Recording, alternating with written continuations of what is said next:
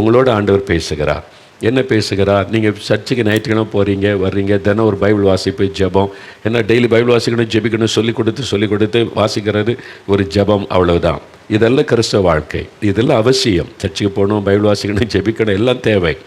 இதையும் தாண்டி personal relationship with Jesus, இயேசுவோட தனிப்பட்ட ஒரு ஐக்கியம், உறவு ரொம்ப அவசியம். ஒரு மனிதனோடு நம்ம ஐக்கியப்படுவதைப் போல இயேசுவோடு ஐக்கியப்பட முடியும்.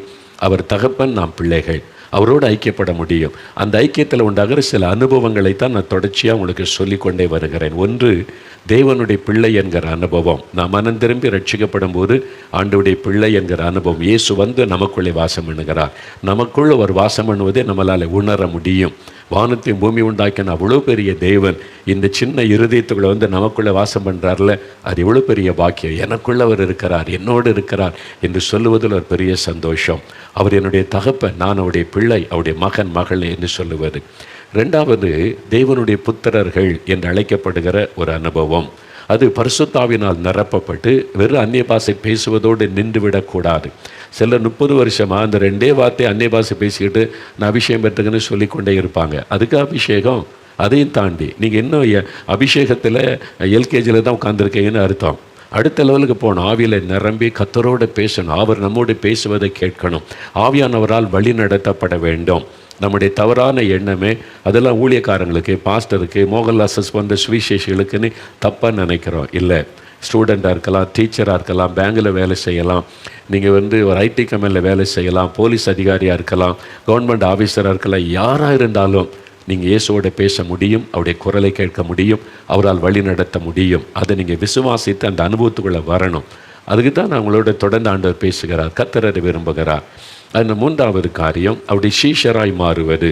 அதாவது டிசைபிள் ஆஃப் ஜீசஸ் கிரைஸ்ட், இயேசுடைய சீஷர்களாய் மாறுவது. சீஷர்னா உடனே அவர் குரு, நம்ம சீஷர்கள், நம்மளை காட்டு கூட்டி போயிடுவார், தனியாக கூட்டு போய் உலகம் வேண்டான்னு சொல்லி கொண்டு போய் வச்சுருவார். அப்படி கிடையாது.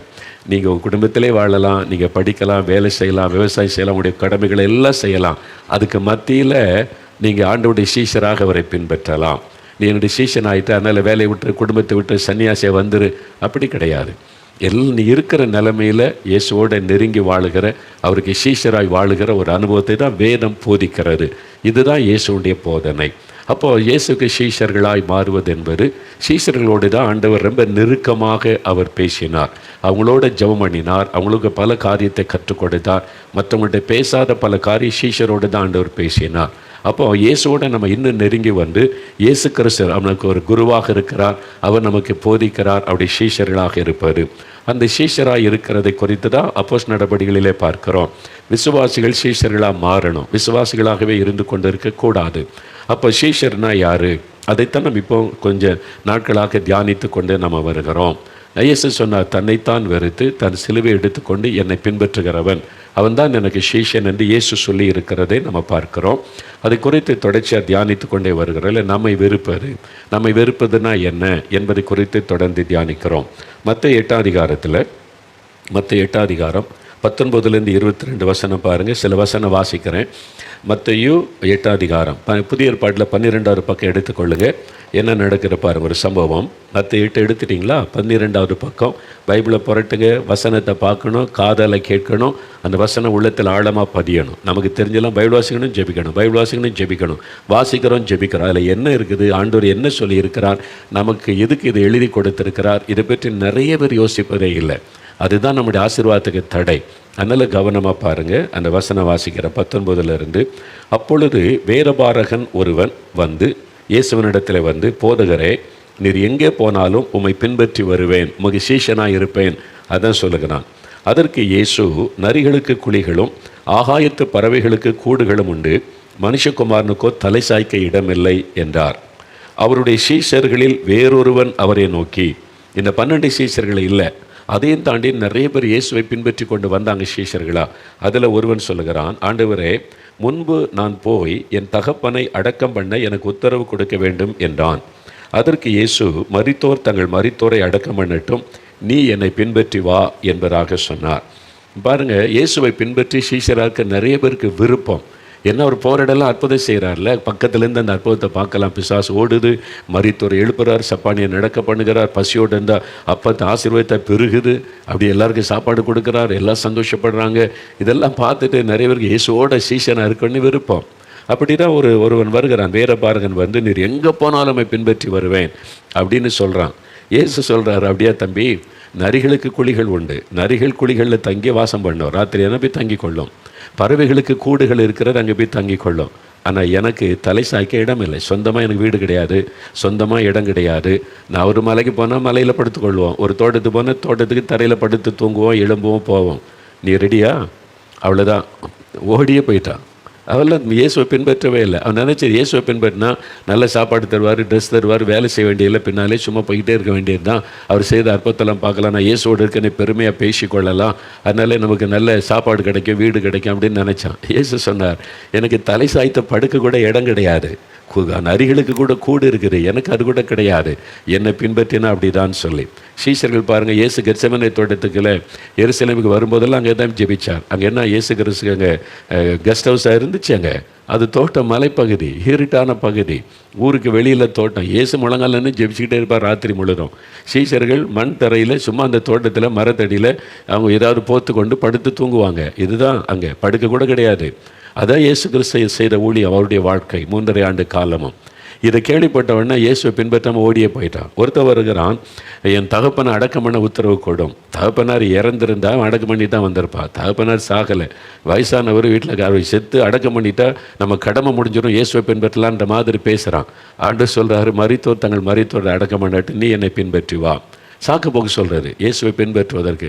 ஆண்டவர் என் கடன் பிரச்சனையெல்லாம் மாற்றிட்டா நான் அவருக்கு ஊழியசி வந்துடுவேன், எனக்கு இந்த குடும்பத்தில் பொறுப்பு, நான் தான் ஒரே பையன், தலைப்பையன், குடும்பத்தில் இந்த பொறுப்பெல்லாம் இருக்குது, இதெல்லாம் நான் செஞ்சு முடிச்சுட்டா நான் ஊழியக்காரனுக்கு வந்துடுவேன். ஆண்டவர் சொல்ல, நீ தேவையில்லை, தியாகம் பண்ணணும், விலைக்கரையும் கொடுக்கணும், அதாவது நம்மை வெறுக்கணும். உங்களுடைய தகப்பனை விட, தாயை விட, சொந்தத்தை விட, எல்லாவற்றை விட இயேசுவை நேசிக்கிறவன் தான் என் சீஷனை இயேசு சொல்லி இருக்கிறதை பார்க்கிறோம். பாருங்கள், பேதுரு அவங்கெல்லாம் வந்து படகை விட்டுட்டு வர்றாங்க, தாய் தகப்பனை விட்டுட்டு வர்றாங்க, வலைகளை அப்படியே போட்டுட்டு வர்றாங்க, வேலையை விட்டுட்டு வர்றாங்க. அந்த மாதிரி வர்றவங்க, தன்னை வெறுத்து தியாகம் பண்ணி வருகிறவர்கள். சிலர் வந்து சொல்லுவாங்க, கர்த்தர் ஊழியத்துக்கு அழைச்சிக்கிட்டே இருக்கிறாரு, 2 வருஷம் கழித்து வரலான்னு இருக்கு. ஏன் பிரதர், ஆண்டவர் அழைக்கிறால வந்துட வேண்டியதானே? இல்லை, எனக்கு இந்த 2 வருஷம் கழிச்சா விஆர்எஸ் வாங்கிடலாம், அப்போ இந்த பெனிஃபிட்லாம் போகாது, பார்த்தீங்களா, பெனிஃபிட் எனக்கு வந்துடும்ல, அது வரைக்கும் நம்ம இருந்துட்டு வேலை செஞ்சுட்டு அப்புறம் வந்துடலாம். அப்போ அவர்களுடைய நோக்கம் என்ன? ஊழியத்துக்கு ஆண்டவர் அழைச்சாலும் பெனிஃபிட் கிடைக்கணும். விஆர்எஸ் வாங்கினா எனக்கு பெனிஃபிட் கிடைக்கும்ல. அப்போது என்ன தியாகம் இருக்குது? தியாகம் பண்ண மனம் இல்லை. ஆண்டவர் சொல்றார், உன்னை வெறுத்துட்டு நீ வரணும், டினை யுவர் செல்ஃப். எதுக்கு 2 வருஷம் தாமதிக்கிற? விஆர்எஸ் கிடைச்சா மாதந்தோறும் பணம் வரும், அதை வச்சுட்டு வாழ்ந்து கொள்ளலாம், நீ எனக்கு தேவையில்லைன்னு ஆண்டவர் சொல்லுவார். நீ எனக்கு அவசியம் இல்லை, அதெல்லாம் விட்டுட்டு வர்றாருந்தா வா. அப்படி தான் இயேசுவை பின்பற்றுவார். இயேசுவை ஊழியக்காரனாய் வருவார். மற்றபடி இயேசுவை பின்பற்றுகிற எல்லாரையுமே வேலை விட்டுட்டு வான்னு ஆண்டவர் சொல்ல மாட்டார். நீங்கள் வேலை செய்யுங்க, உங்கள் பிஸ்னஸை கவனிங்க, உங்களுடைய நிலத்தெல்லாம் கவனிங்க. அதுக்கு மத்தியில் எல்லாவற்றையும் விட இயேசுவை நேசிக்கணும், அதான் முக்கியம். உங்களுடைய வேலையை விட, நிலங்களை விட, உங்களுடைய பிஸ்னஸை விட, சொத்துக்களை விட, பிள்ளைகளை விட இயேசு அதிகமாக நேசிக்கிறவங்க தான் அவருடைய சீஷர்களாக இருக்க முடியும். அப்போது இதெல்லாம் நம்ம பைபிளில் பார்க்குற ஒரு விஷயம், இயேசுடைய காரியம். அப்போ சுயத்தை நம்ம வெறுக்கணும். சொந்த விருப்பம், சொந்த ஆசைகள், உலக பெருமைகள், உலக காரியங்களை நம்ம வெறுக்கணும். அப்படி நம்ம விலக்கரையும் கொடுத்தாதான் அவருக்கு சீஷர்களாக இருக்க முடியும். அவங்கக்கிட்ட தான் அவர் நெருக்கமாக உட்காந்து பேசி ரகசியங்களையெல்லாம் கற்றுக் கொடுப்பார். அதனால் நீங்கள் இயேசுவை பின்பற்றுவதற்கு என்ன தியாகம் பண்ணுறீங்க யோசித்து பாருங்கள். இப்போது பேதுரு பாருங்கள், அவருடைய மத்தேயு 16ஆம் அதிகாரம் எடுங்க. மத்தேயு 16ஆம் அதிகாரத்தில் ஒரு சம்பவத்தை நம்ம தியானிச்ச விளங்க. மத்தேயு 16ஆம் அதிகாரம் 23ஆம் வசனம் பாருங்கள். அந்த 24வது வசனத்தில் மத்தேயு 16, 24, 23, 24 2 வசனம் சேர்த்து வாசிக்கணும். 25வது பக்கம் பாருங்கள். இயேசு பேதுருவை திரும்பி பார்த்து, எனக்கு பின்னாக போ சாத்தானே, நீ எனக்கு இடரலாய் இருக்கிறாய், தேவனுக்கு ஏற்றவைகளை சிந்தியாமல் மனுஷருக்கு ஏற்றவைகளை சிந்திக்கிறாய் என்றார். அப்பொழுது இயேசு தம்முடைய சீஷர்களை நோக்கி, ஒருவன் என்னை பின்பற்றி வர விரும்பினால் அவன் தன்னைத்தான் வெறுத்து தன் சிலுவை எடுத்துக்கொண்டு என்னை பின்பற்ற கடவன் என்று சொன்னார். இந்த சமயத்தில் தான் ஆண்டவர் சொல்கிறார், பேதுருக்கு அவருக்கு ஒரு கான்வர்சேஷன் போகுது. இயேசு தன் சீஷரோடு எருசலேமுக்கு வர வழியில் சொல்கிறாரு, நான் சிலுவையில் என்ன புரஜாதையர் கையில் என்னை ஒப்பு கொடுப்பாங்க, நான் அடிக்கப்பட்டு சிலுவையில் ரத்த சிந்தி மறிக்கணும், 3ஆவது நாள் உயிரோடு எழும்பணும். இயேசு தன்னுடைய சிலுவை மரண பாடுகளை குறித்து முன்கூட்டியே சீஷருக்கு சொல்கிறார். இதை கேட்ட உடனே பேதுரு டக்குன்னு இயேசுவை கூப்பிட்டு அப்படிலாம் சொல்லாதுங்க, அது என்னது சிலுவையில் அறையப்பட்டது, ரத்த சிந்துறது, அதெல்லாம் நீங்கள் செத்தாலும் உயிரோடு எழுப்புறவங்க, கடலின் மேலே நடக்கிறவங்க, உங்களை கண்ட எல்லாருக்கும் பயம்தான். உங்கள்கிட்ட எவ்வளோ பெரிய வல்லம் அதிகாரம் இருக்குது. இந்த ரோமர்கள் நம்மளை ஆட்சி பண்ணாங்க, எல்லாத்தையும் விரட்டிட்டு எருசலேமில் நீங்கள் ராஜாவாக இருக்கணும், நாங்கள்லாம் மந்திரிகளாக கூட இருக்கணும். அந்த மனநிலைமையில தான் சீஷர்கள் இயேசுவை பின்பற்றினாங்க.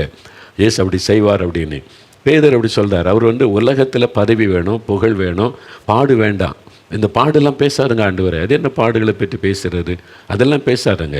நீங்கள் ஆட்சி பண்ணணும், நாங்கள்லாம் மினிஸ்டர்ஸாக நாங்கள் அரண்மனையில் உட்காந்துருக்கணும், இயேசு தான் எங்களுக்கு எல்லாம், இயேசு எங்களை பார்த்தா தான் இயேசுகிட்ட போக முடியும், அப்படிலாம் நாங்கள் கம்பீரமாக இருக்கணும். அந்த மனநிலைமையில் தான் அவங்க இருந்தாங்க. அப்போ தான் இயேசு சொல்லுகிறார், எனக்கு பின்னாலே போ சாத்தானே. அவனை சாத்தான்னு சொல்லலை, அவன் சொன்ன காரியம் பிசாசனுடைய காரியம், அவனுடைய சிந்தனையை சாத்தான் பிடிச்சிட்டான். அதனால் தான் இயேசு சொல்கிறார், நீ தேவனுக்கு ஏற்றவைகளை சிந்திக்காமல் மனுஷருக்கு ஏற்றவைகளை சிந்திக்கிறாய். பொதுவாக மனிதர்கள் சொல்லுவாங்க, பாடு உபத்திரவெல்லாம் வேண்டாங்க, ஏதோ நிம்மதியாக வாழணும், அதுதான் வாழ்க்கை அப்படின்னு சொல்லுவாங்க. அது மனுஷ சிந்தை. அப்போ தேவனுடைய சிந்தை தான் நமக்குள்ள இருக்கணும். அவங்க தான் சீஷர்கள், இயேசுவை பின்பற்றுகிற சீஷர்கள். இயேசு கிறிஸ்துவின் சிந்தை உள்ளவர்களாக நம்ம இருக்கணும். உலக மக்களை போல சிந்திப்பது, உலக மக்களை போல செயல்படுவது கூடாது. அப்போ சீஷர்களாக இருக்கிறவங்க இயேசுவின் சிந்தை உள்ளவர்களாக இருக்கணும். அதை தான் இயேசு சொல்லுகிறார். அப்போ தான் சொல்கிறார், நீ என்னை பின்பற்றி வர விரும்பினால் உன்னை வெறுக்கணும். நீ பதவி மேலேயும் புகழ் மேலேயும் நீ ஆசைப்பட்டு கொண்டு இருந்தால் எனக்கு சீஷனாக இருக்க முடியாது. என்னை பின்பற்றினால் பாடு வரும், உபத்திரம் வரும், அதுக்கு மத்தியில் என்னை பின்பற்றணும். அதனால் சிலுவை சுமக்கணும். அப்படி தான் இயேசு சொல்லி கொடுக்கிறார். அதனால் இயேசுவை ஏற்றுக்கொண்டு அவரை பின்பற்றுகிற தேவ பிள்ளைகள் யாராக இருந்தாலும், இது முழு நேர ஊழியர்களுக்கு மாத்திரம் அல்ல. இதுதான் நம்முடைய தவறை. முழு நேர ஊழியர்களுக்கு மாத்திரம் அல்ல, இயேசுவை பின்பற்றுகிற எல்லாருக்கும் ஆண்டவர் சொல்லுகிற வார்த்தை, நீங்கள் மனுஷ சிந்தை உள்ளவளா, உலக சிந்தை உள்ளவளா இருக்கக்கூடாது, இன்றைக்கி தேவ சிந்தை உள்ளவளாக இருக்கணும் அப்படின்னு ஆண்டவர் சொல்ல. இன்றைக்கி நம்ம பாருங்கள், நிறைய மனுஷ சிந்தை, நாங்களாம் தான் நிறைய தப்பு பண்ணி ஆண்டவரை துக்கப்படுத்தி விடுகிறோம். முன்னால் சிடி போடும் பார்த்திங்களா, பாட்டு சிடி ரிலீஸ் ஆகும்ல. நாங்கள் வருஷத்தில் ஒரு முறை சிடி போடுவோம். ஏன் சிடி போட்டோன்னா, இன்றைக்கி டிவி ரேடியோ மினிஸ்ட்ரி முதல்ல இருந்தது. ரேடியோவில் செய்தி கொடுக்கும்போது ஒரு பாட்டு போடணும், அதுக்காக ஒரு பாடல் போட்டு அப்புறம் செய்தி கொடுத்தா மக்களுக்கு நல்லாயிருக்கும், ரீச் ஆகுன்னு சொல்லி தான் நாங்கள் பாட்டுகள் எழுதி போட்டு அது ஒரு சிடியாக கேசட்டாக போட்டு அப்படி சிடியாக போட வருஷத்தில் ஒரு முறை, அவ்வளோதான். அதை அந்த டிவி ஊழியத்திலே நாங்கள் பயன்படுத்த ஆரம்பித்தோம். அப்புறம் பார்த்திங்களா, இன்னும் எல்லா நிறைய சிடி, வாரத்துக்கு 10-15 சிடி ரிலீஸ் ஆகுது சென்னையிலன்னு சொன்னாங்க. ஒரு காலம் யோசித்து வரைக்கும் சிடி இல்லை பார்த்தீங்களா, இல்லை அதுவே இல்லை போச்சு. ஒரு காலத்தில் நீங்கள் யோசித்து பார்த்தா ஒரு 4-5 வருஷத்துக்கு முன்னால் பார்த்தீங்கன்னா ஒரு கிறிஸ்தவ கூட்டம் எத்தனை கடை போட்டிருப்பாங்க, சிடி கடை போட்டு புக் ஸ்டால் போட்டு சண்டை போடுவாங்க. சிலர் குடிச்சிட்டுலாம் கலாட்டா பண்ணுவாங்க, இந்த சிடி வியாபாரம் பண்ணுறாங்க. அதில் நிறைய ஃப்ராடுத்தனம் பண்ணுவாங்க, காப்பி போட்டது, கள்ளத்தனம் பண்ணுறது எல்லாம் நடந்தது கிறிஸ்தவ உலகத்தில். மனசுக்கு ரொம்ப துக்கப்படுத்துகிற ஒரு காரியம். பணத்துக்காக எதையும் செய்யக்கூடிய அளவுக்கு கிறிஸ்தவ சமுதாயத்தில் பல காரியம் நடக்க ஆரம்பித்து விட்டது. அப்போ இந்த திறப்பின் வாசியத்தில் ஆயிரக்கணக்கான மக்கள் வர்றாங்கல்ல, அதில் ரிலீஸ் பண்ணுங்க பிரதர்னி வருவாங்க. அப்போ அது மாதிரி நிறைய பேர் எனக்கு தெரியாது, பல ஊழியர்கள் ரெக்கமெண்ட் பண்ணுவாங்க. நானும் சரி அவங்களை உற்சாகப்படுத்தோன்னு சொல்லி மாதம் அதை சிடி ரிலீஸ் பண்ணுவோம். ஆமாம், சிலர் இந்த மாதம் ஒருத்தருக்கு தானே ஒரே நாளில் 4 சிடியை ரிலீஸ் பண்ணால் மக்களும் குழம்பிடுவாங்க, ஒரு ஆளுக்கு பண்ணோன்னு சொல்லி ஊழியர்களை உற்சாகப்படுத்தி செய்கிறது. ஒரு நாள் பாருங்கள், திறப்பின் முந்தின நாள் ஒருத்தர் வந்துட்டார், எப்படியாவது பிரதர் பார்க்கணும், பேசணும், என்னென்ன சிடி ரிலீஸ் பண்ணணுன்ட்டு. அவர் கூப்பிட்டு, என்ன உங்களுக்கு காரியம் பிரதர்னு கேட்டேன். அவர் சொன்னார், ஒரு சிடி பாட்டு சிடி போட்டிருக்கிறேன், திறப்பின் வாசலில் நிறைய வித்துருன்னு சொன்னாங்க. யார் சொன்னது அப்படின்னு, மெட்ராஸில் ஒருத்தர் சொன்னாங்க அப்படின்னு சொல்லி, அதனால் நான் ஒரு சிடி போட்டேன். அதனால் அதை சேல் பண்ணாதான், அதனால் எனக்கு பிரச்சனை இல்லாட்டான. என்ன பிரச்சனைன்னு கேட்டேன். நான் கடன் வாங்கி சிடி போட்டுட்டேன், இப்போ அதை விற்றா தான் கடன் அடைக்க முடியும். ஏன் அதை செஞ்சீங்க, ஆண்டவர் உங்கள்கிட்ட சொன்னாரா, நீங்களாக செய்கிறீங்களான்னு கேட்டேன். அப்படி யோசித்தார். இல்லை, எனக்கு பாட்டு பாடுற தாளந்து இருக்குது, நீங்கள் பாட்டு பாடினா நீ சிடி போட்டாக்கி நீ கடன் வாங்கி போட்டால் கூட விற்று கடனில் அடைச்சிடலாம், அதனால் சேல் ஆகிரும். நான் போட்டுட்டேன், இப்போ எங்கே விற்கிறேன்னு தெரில, எங்கே போய் கொடுக்கறது தெரியல. 4 மாடிக்கு போனால் நிறைய திறப்பின் வாஜ்யத்து வர்றாங்க, நிறைய வித்துறன்னு சொன்னாங்க. எனக்கு ஒரு ஊழியக்காரர் தான் சொன்னார், அதனால தான் நான் வந்திருக்கிறேன். அப்படியா, சரி. எனக்கு அவர் முன்ன பின்னே தெரியாது, ஆனால் ஒரு ஊழியக்காரனே வந்திருக்கிறார். நம்ம பாவம், அவர் ஒரு மாதிரி யாராச்சும் தப்பாக கைட் பண்ணிட்டாங்க, வந்துட்டார். சரி பிரதர், நான் நீங்கள் எவ்வளோ கஷ்டப்படுறேன்னு சொல்கிறீங்க, நான் சொல்கிறேன். அப்போ எவ்வளோ சீடி கொண்டா, 10,000 சீடி கொண்டு வந்திருக்கேன்றார். நான் அதை இருந்துட்டேன். நாங்கள் வெளியிடுற சீடியை ஒரு 1000 தான் வாங்குவாங்க, அதுக்கு மேலே இங்கே வாங்குவாங்க. அந்த உள்ளவங்க தான் வசதி உள்ளவங்க, அது போட்டு பார்க்குறவங்க தான் வாங்குவாங்க. 10,000 சீடி பெட்டியாக கொண்டு வந்திருக்கேன் பிரதர்னார். நான் சொன்னேன், நாங்கள் எங்களுடைய ஏசுடிக்கிற சீடி ரிலீஸ் பண்ணாலும் 1000-1500 தான் வாங்குவாங்க. அப்புறம் மெதுவாக கொஞ்சம் கொஞ்சமாக வாங்கணும். 10,000 அங்கே போகல. ஆயிரக்கணக்கான பேர் இருந்தால் எல்லோரும் ஜெபிக்க வராங்க, சீடு வாங்குறதுக்கு இங்கே வர்றதில்லை. அதில் நாங்கள் சொல்கிறோம் கொஞ்சம் தான் வாங்குவாங்க. ஐயோ அப்படின்னு பதறாரு. நான் என்ன செய்கிறது என்னை? நான் அவர்கிட்ட அன்பாக பிரதர், நீங்கள் ஒரு ஊழியக்காரன்ற நிலைமையில் வந்துட்டீங்க, நான் உங்களுக்கு ஹெல்ப் பண்ணுறேன், அனௌன்ஸ் பண்ணுறேன், நான் பிரதிஷ்டை பண்ணி ஜெபிக்கிறேன். ஆனால் இந்த தப்பை நீங்கள் இனிமேல் செய்யக்கூடாது. நீங்கள் ஒரு பாட்டு போட்டு சீடி ரிலீஸ் பண்ணால் முதல்ல அவர்கிட்ட கேட்கணும், எஜமான்.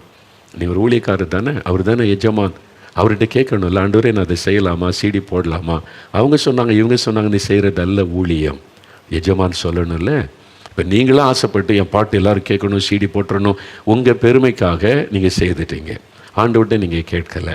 உங்களுக்கு பாட்டு பாடுற கிருபை இருக்குது, நல்லது, அதை பயன்படுத்தணும், உண்மை தான். ஆனால் நீங்கள் ஆண்டவர்கிட்ட கேட்கணும்ல. ஒருவேளை ஆண்டவர் 1 வருஷம் கழித்து செய்ய, 4 மாதம் கழித்து செய்யன்னு சொல்லியிருக்கலாம், தெரியாது. ஆண்டவர் உங்களுடைய தாளந்துகளை கொடுத்த ஆண்டவர் பயன்படுத்துவார். நீங்கள் அவசரப்பட்டுட்டீங்க. 2வது, கடன் வாங்கி செய்தது தப்பு. ஆண்டவர் போட சொன்னால் நீங்கள் ஆண்டவர்கிட்ட கேட்கணும். அப்போ பணம் தாங்க ஆண்டவரே, நீங்கள் கொடுத்தா நான் செய்கிறேன்னு கேட்கணும். நாங்கள் இவ்வளோ ஊழியம் செய்கிறோம், ஆண்டவர் ஒரு திட்டம் கொடுத்தா கடன் வாங்கி நான் செய்ய மாட்டேன், நீங்கள் கொடுங்க, நான் செய்கிற ஆண்டவரேன்னு சொல்லுவேன். கர்த்தர் தருவார். கடன் வாங்கி செய்யக்கூடாது, தப்பு, அதுவே தப்பு. அப்போ இது ஆண்டவர் விரும்ப மாட்டார், அது தேவ சித்தம் இல்லை. நம்ம உலக மனிதர்கள் போல சினிமாக்கார மாதிரி இத்தனை சீடி விற்றுறோம், இவ்வளோ லாபம் வரும் அப்படி. இது மனுஷ சிந்தை. நம்ம தேவ சிந்தை உள்ளவளாக இருக்கணும். ஒரு உதாரணத்துக்கு நான் சொல்கிறேன், அந்த பிரதர்கிட்ட நான் அன்பாக சொன்னேன், நான் அவரை டிஸ்கரேஜ் பண்ணலை, நான் உங்களுக்கு முடிஞ்ச அளவுக்கு நான் அனௌன்ஸ் பண்ணுறேன், ஜனங்க வாங்க வைக்கிறேன் பிரதர், ஆனால் இதை நீங்கள் அந்த கவனத்தில் கொள்ளணும், அது செய்யக்கூடாது. நம்ம மனுஷ சிந்தையோட உலக சிந்தையோடு செயல்படக்கூடாது. நாம் அவரை பின்பற்றுகிறவள்னா இயேசுவின் சிந்தை நமக்குள்ளே இருக்கணும். இந்த சீடி எதுக்கு போடுறீங்க, நாங்கள் பாட்டு எல்லோரும் கேட்கணும், 4 எல்லாருக்கு மத்தியில் அப்படியே பிரபலமாகணும், அந்த மனநிலை எல்லாருக்குமே இருக்கிறாரு, அதுவே தப்பு. அந்த சிந்தை நமக்கு இருக்கக்கூடாது. இன்றைக்கி பாருங்களேன், இப்போ அதனால பாருங்கள், எனக்கு கொஞ்சம் தான் விற்றுரு, எனக்கு ரொம்ப துக்கம். நான் முடிஞ்ச அளவுக்கு நான் அனௌன்ஸ் பண்ணி விற்றுலாம், அவருக்கு தனி இடம்லாம் கொடுத்தேன், போட்டுக்கிடுங்க, நீங்கள் ஆள் வச்சு சேல் பண்ணி கொடுங்கன்னு சொல்லி. அவ்வளோதானே செய்ய முடியும், மக்களை கட்டாயப்படுத்தி வாங்க செய்ய முடியாதுல்ல. அது மாதிரி முடிஞ்ச அளவுக்கு சரி. நிறைய சீடு இப்போ அதெல்லாம் இல்லை, இப்போல்லாம் யூடியூப்பில் வந்துடுறதெல்லாம் பாட்டு. இப்போ என்ன நடக்குது, ஒரு பாட்டு யூடியூப்பில் போட்ட உடனே சப்ஸ்கிரைப் பண்ணுங்கள், லைக் போடுங்க, எத்தனை பேர் பார்த்தாங்க அப்படின்னு சொல்லிவிட்டு. இப்போ எங்கள் ஊழியத்திலும் பாட்டு ரிலீஸ் பண்ணுவோம். அது நாங்கள் ஜெபம் பண்ணி எந்த பாட்டு எடுக்கணும்னு கர்த்தர் சொல்லணும், அது எப்போ ரிலீஸ் பண்ண கர்த்தர் சொல்லணும், அதுக்கு உபவாசம் பண்ணுவோம், ஜெபம் பண்ணுவோம். இது ஜனங்களுக்கு பிரயோஜனமாக இருக்குமா அப்படின்றத பார்ப்போம். அது ஆத்மாக்களை தொடணும். எங்களுக்களும் ஊழியத்தில் உள்ளவங்களும் மனுஷங்க தானே, அவங்களுக்கும் ஒரு யோசனை, இது இவ்வளோ பேர் பார்க்குறாங்க, இவ்வளோ பேர் இத்தனை பேர் பார்த்துட்டாங்க. நான் சொல்ல, இத்தனை பேர் பார்த்தாங்கன்றது முக்கியம் இல்லை, எத்தனை லட்சம் பேர் பார்த்தாங்கள் என்பது முக்கியம் அல்ல. அது கிறிஸ்துவின் சிந்தை அல்ல. எத்தனை பேர் தொடப்பட்டாங்க, அந்த பாட்டு மூலமாக எத்தனை பேர் ஆசீர்வதிக்கப்பட்டாங்க, எத்தனை பேர் ஆண்டவர் தொட்டார், எத்தனை பேர் அப்படி சொல்கிறாங்க, இந்த பாட்டு மூலம் ஆண்டவர் என்னோடு பேசினார், இடைப்பட்டார் என்று. அதுதான் உண்மையான ரிசல்ட். எவ்வளோ பேர் பார்த்தாங்க, எத்தனை பேர் லைக்ஸ் போட்டாங்க, அது வரல. அது மனுஷ சிந்தை. அதுக்கு நம்ம இடம் கொடுத்துடக்கூடாது. கேளுங்க, ஊழியத்திலோட நான் பேசுவேன், அது முக்கியம் இல்லை எனக்கு. எத்தனை லட்சம் பேர் பார்க்குறாங்கன்றது எனக்கு முக்கியம் இல்லை, எத்தனை பேர் தொடப்பட்டாங்க. அதுதான் கிறிஸ்து இயேசுவின் சிந்தை. இது நமக்குள்ளே இருக்கணும்.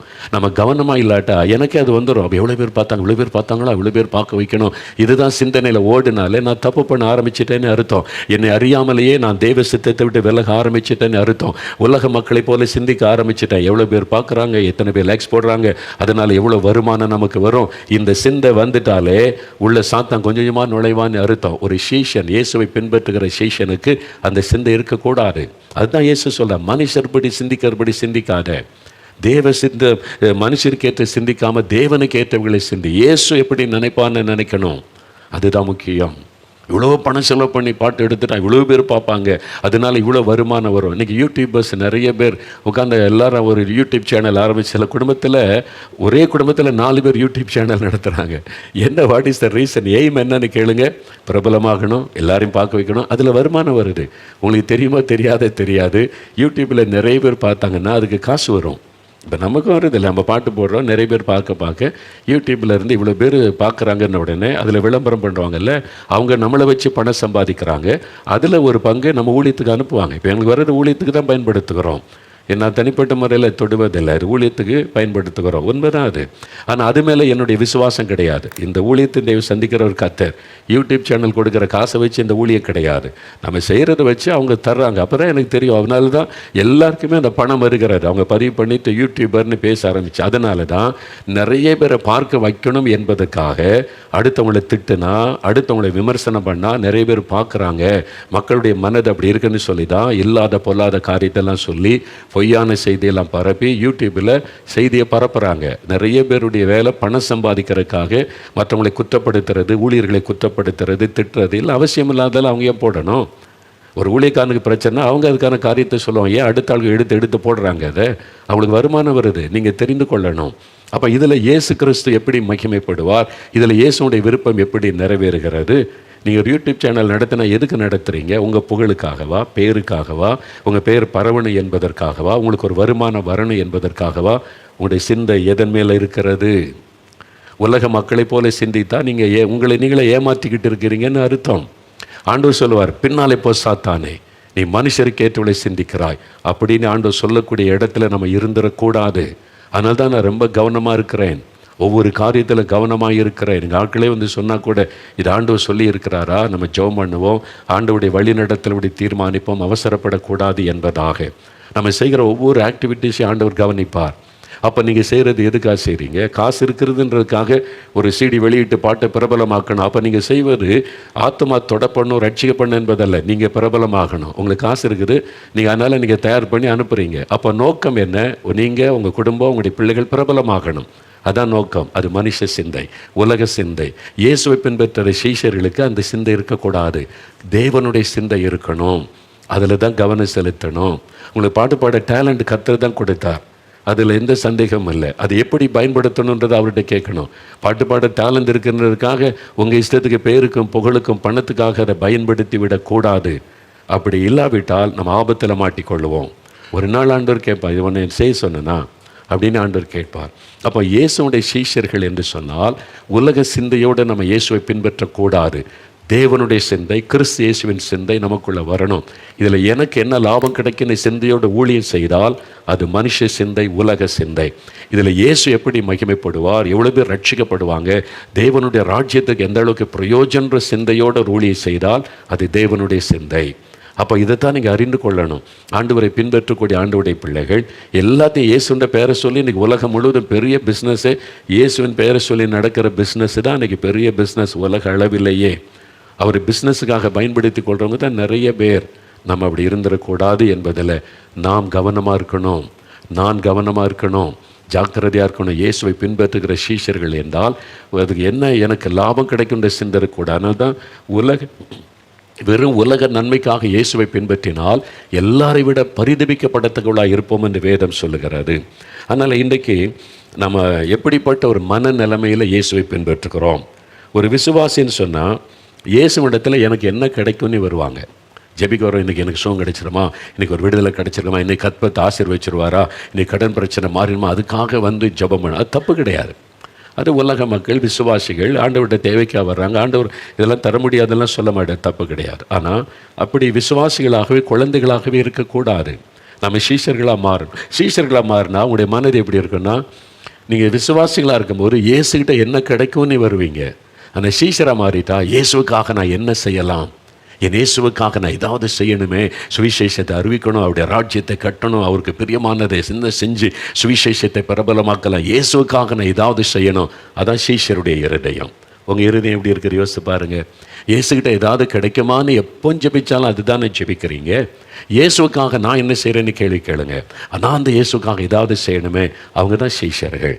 நீங்கள் எப்படி இருக்கிறீங்க யோசித்து பாருங்கள். எனக்காக ஜீவனை கொடுத்த அந்த இயேசுக்காக நான் ஏதாவது செய்யணும் அப்படின்னு செயல்படுறவங்க தான் சீஷர்கள் பாருங்கள். அதனால் இன்றைக்கி நாம் இயேசு கிறிஸ்துவை எப்படி பின்பற்றுகிறோம்?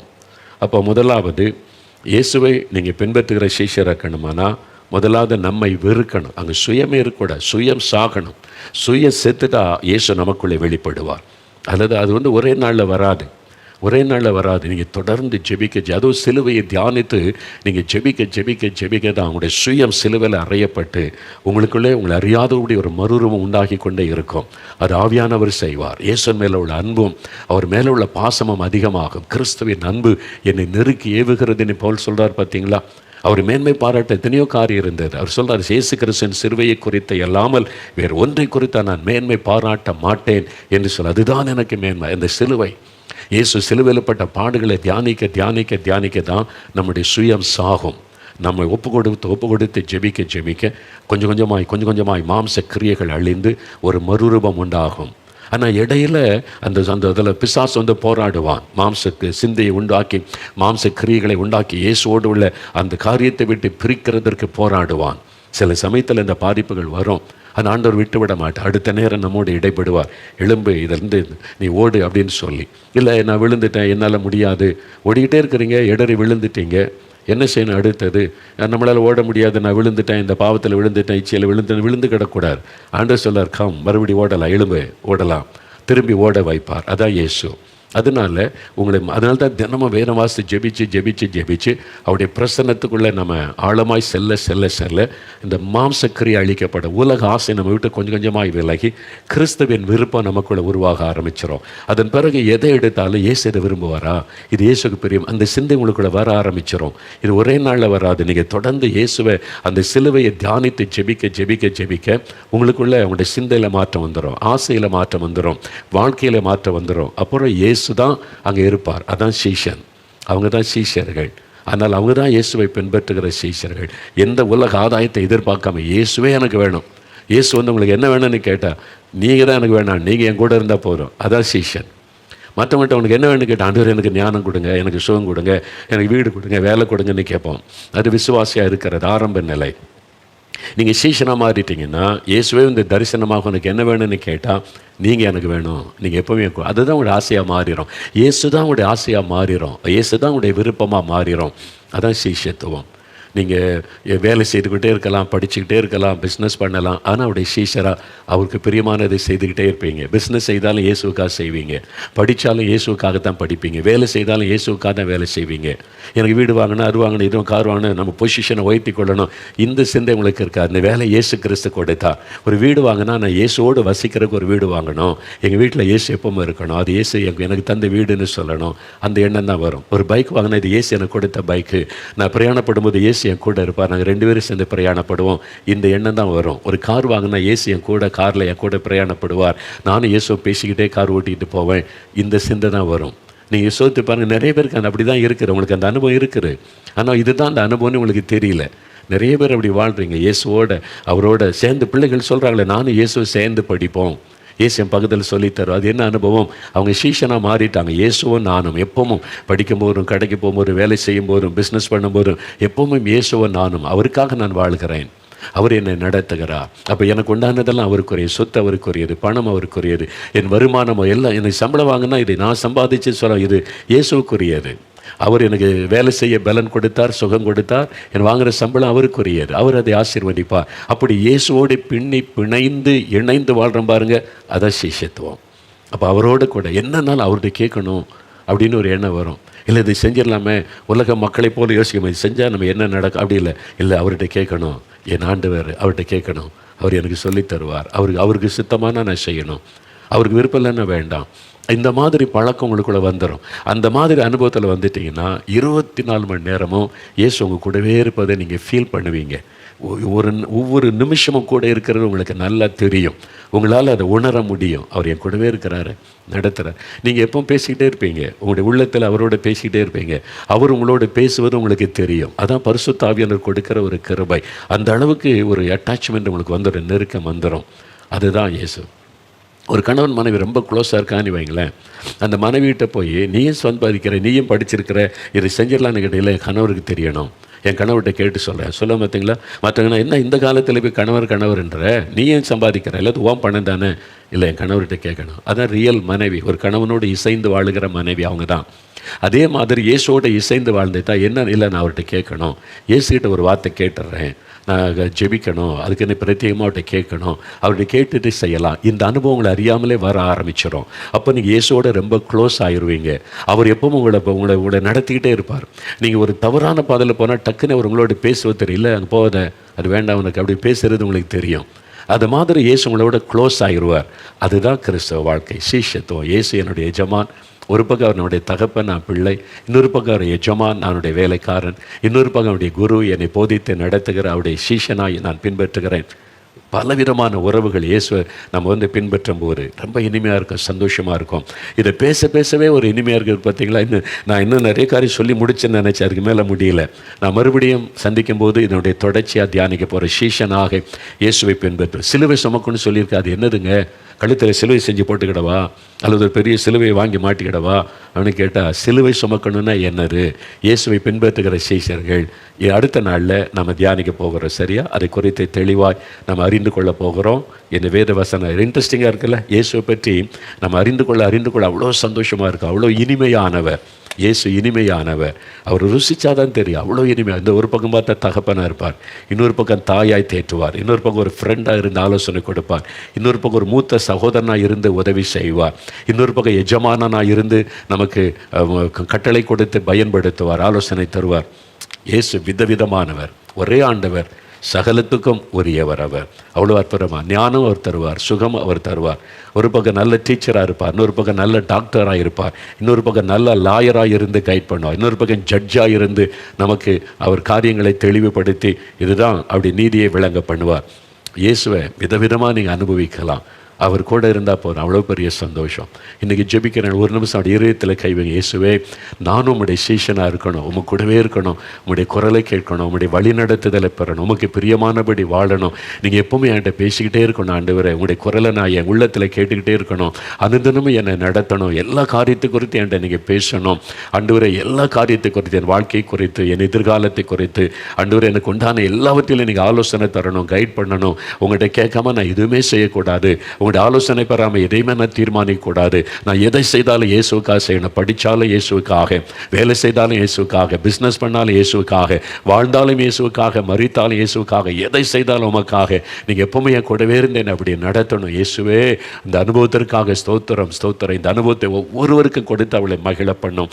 இயேசு கிறிஸ்துவின் நாமத்தில் ஜெபிக்கிறோம் பிதாவே, ஆமேன், ஆமேன். என் ஆத்துமாவே கர்த்தரை சோஸ்தரி, என் முழு உள்ளமே அவருடைய பரிசுத்தமுள்ள நாமத்தை சோஸ்தரி. என் ஆத்துமாவே கர்த்தரை சோஸ்தரி, அவர் செய்த சகல உபகாரங்களை மறவாதே. ஆமேன், ஆமேன்.